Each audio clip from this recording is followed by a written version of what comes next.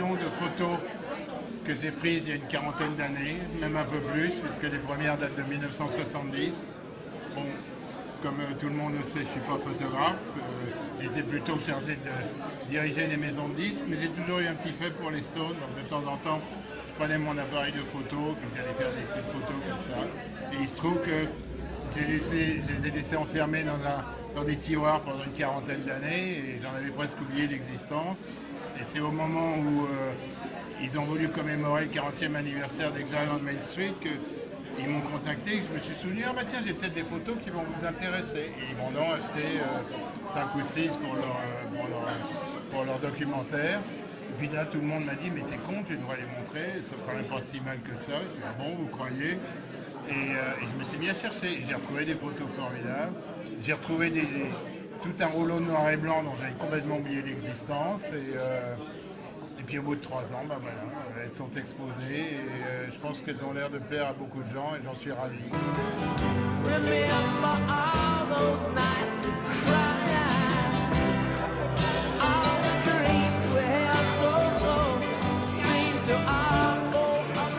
J'ai rencontré Dominique Lamblin par hasard, il est venu me rendre visite un samedi et en effet il m'a montré des photos incroyables, inédites, des photos que je cherchais. La personnalité de Dominique est exceptionnelle et c'est une vraie rencontre et c'est une vraie réussite.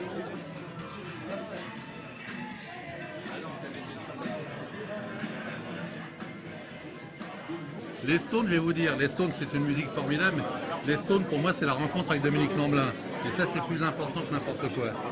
Parce que Dominique Lamblin, je le connaissais, et quand on a monté la maison, c'est le premier que j'ai engagé dans la maison. Et puis on a fait un drôle de bout de chemin ensemble. Et puis c'est un bonhomme formidable, et qui a fait énormément pour la réussite de Warner en France. Il était adoré des artistes. Alors évidemment, il avait une prédilection pour les Stones, ce qui explique le travail magnifique. Mais je ne savais pas qu'il faisait des photos pareilles, je savais qu'il faisait des photos. Mais des photos comme ça, je ne savais pas.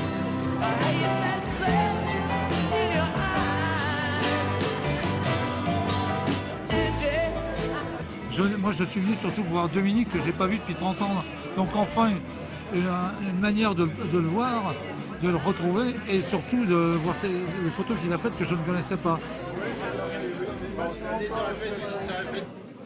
Ça représente une vie en fait, puisqu'ils sont là depuis 50 ans, ils nous accompagnent depuis 50 ans et je trouve ça assez émouvant et assez beau de les voir là actuellement. Surtout ils ont été saisis il y a 30 ans ou 40 ans de ça, donc ça, et comme en plus ils sont à Paris dans un mois, c'est toute une histoire, toute une trajectoire, donc je trouve ça assez émouvant et ce sont également les seuls pratiquement à avoir tenu aussi longtemps et être toujours là avec nous. Mais c'est génial de voir encore des inédits des Stones, c'est surtout ça. Il existera, j'ai l'impression, toujours des choses qu'on n'aura pas encore vues, peut-être des titres qu'on n'aura jamais écoutés.